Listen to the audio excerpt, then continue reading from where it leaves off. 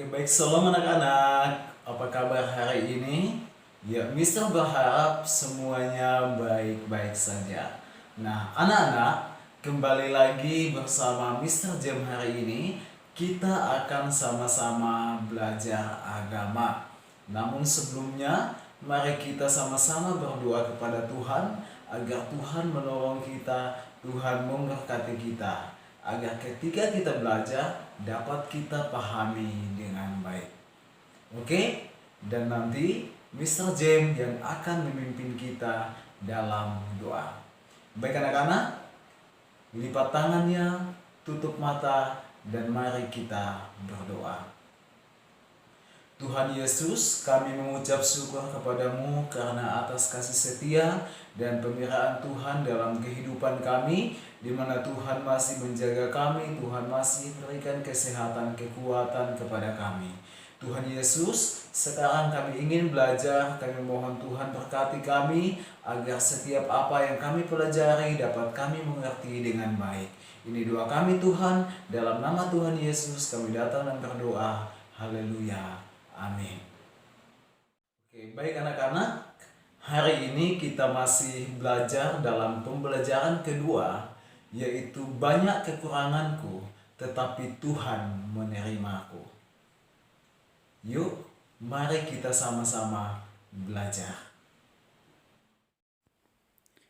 Oke, baik anak-anak, pada hari ini kita masih belajar dalam pembelajaran kedua, yaitu banyak kekuranganku tetapi Tuhan menerimaku.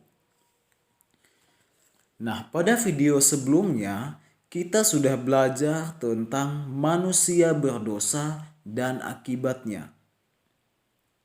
Kita sudah belajar bagaimana Tuhan Allah menciptakan manusia dan menempatkan mereka di Taman Eden. Dan di sanalah Tuhan Allah memberi berkat, perintah, dan larangan kepada manusia. Nah, anak-anak, hari ini kita akan belajar poin yang kedua, yaitu tentang kekurangan dan kelemahan manusia. Kembali kita akan melihat bagaimana cara Allah menciptakan manusia. Dalam kitab Kejadian pasal 2 ayat 7 disebutkan bahwa Allah menciptakan manusia dengan mengambil debu tanah.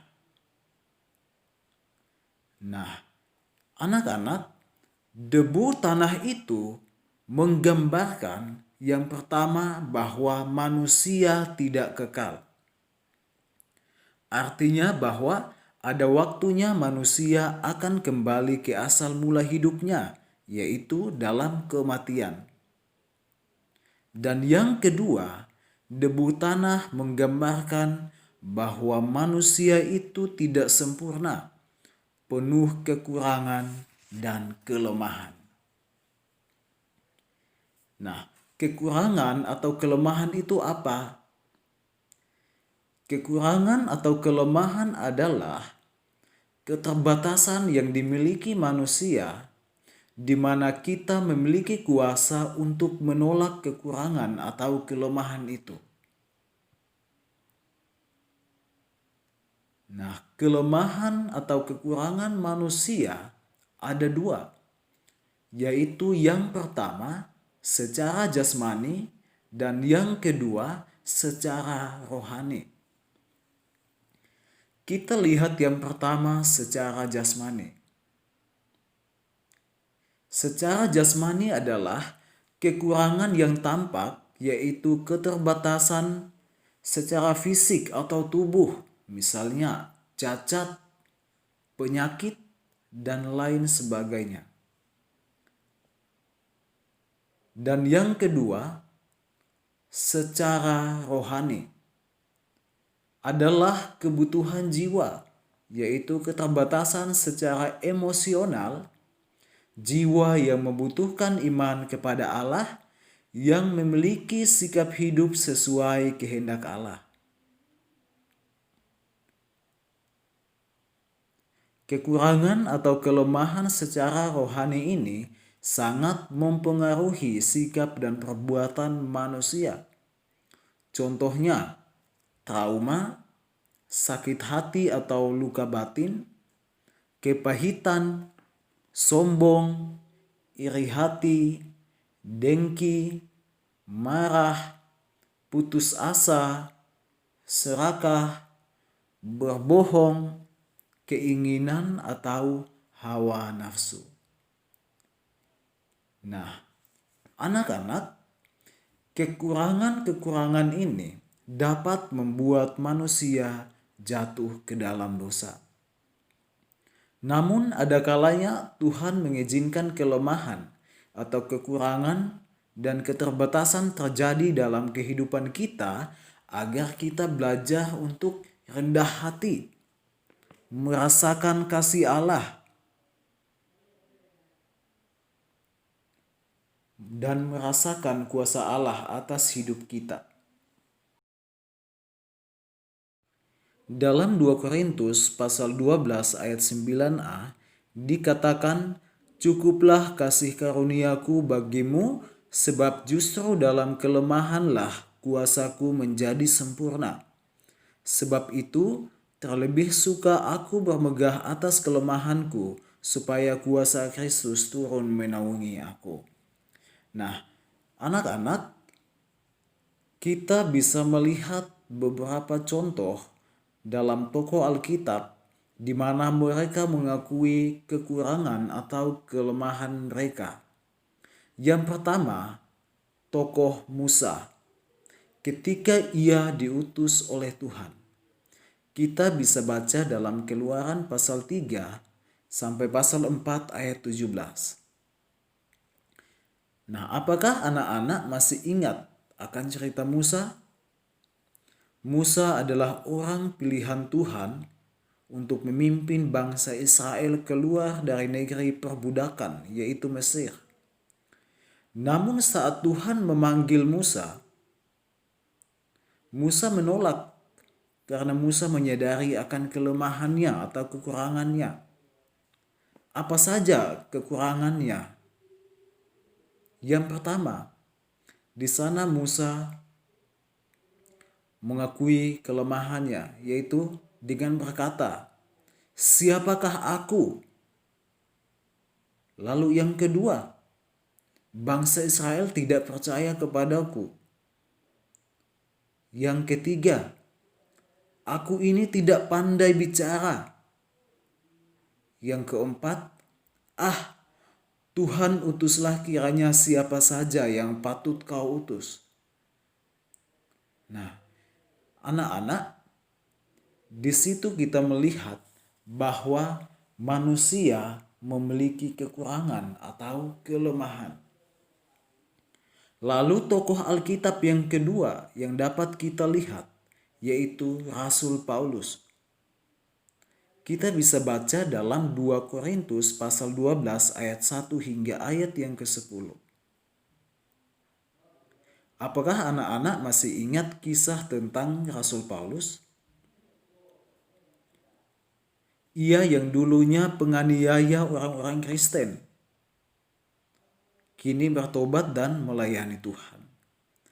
Nah, peristiwa pertobatannya adalah saat matanya buta karena cahaya kemuliaan Tuhan.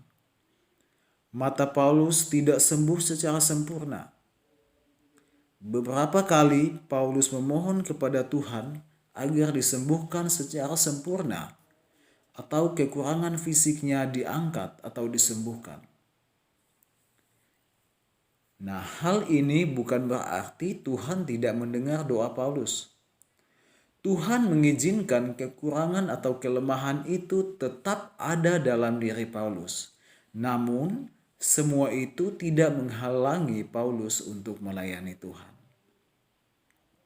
Nah, anak-anak, peristiwa yang dialami oleh tokoh-tokoh Alkitab tersebut, yaitu Musa dan Rasul Paulus, membuktikan bahwa dalam kelemahan manusia, anugerah Allah tetap dinyatakan dan memampukan manusia untuk tetap bertahan.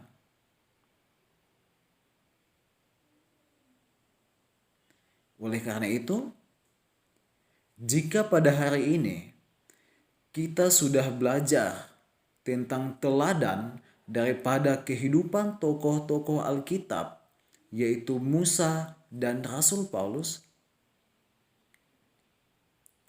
apakah kita mampu untuk mengikuti teladan mereka? Jangan dengan kekurangan atau kelemahan dan keterbatasan kita membawa kita kepada kekecewaan atau penyesalan. Tetapi biarlah semua kekurangan yang ada memacu kita untuk memperbaiki diri, menjadikan kita lebih dekat dan berserah kepada Tuhan. Bisa dipahami? Oke, baik anak-anak, materi kita hari ini cukup sampai di sini, dan yang menjadi tugas bagi anak-anak hari ini adalah dalam buku paket halaman 32 dan 33, yaitu kegiatan 2 alternatif 4. Oke? Dan sebelum kita mengakhiri pertemuan kita hari ini, mari kita sama-sama mengucap syukur kepada Tuhan karena Tuhan telah menolong kita, Tuhan telah menyertai kita sehingga kita dapat belajar dengan baik. Dan nanti Mr. James yang akan memimpin kita dalam doa. Baik anak-anak, lipat tangannya, tutup mata, dan mari kita berdoa.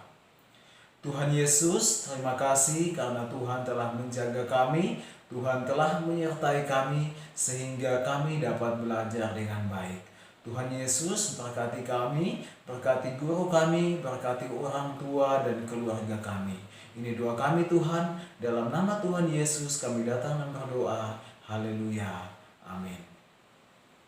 Oke, baik anak-anak, terima kasih untuk hari ini sudah belajar bersama Mr. James. Tetap semangat walaupun belajar dari rumah, dan Tuhan Yesus memberkati.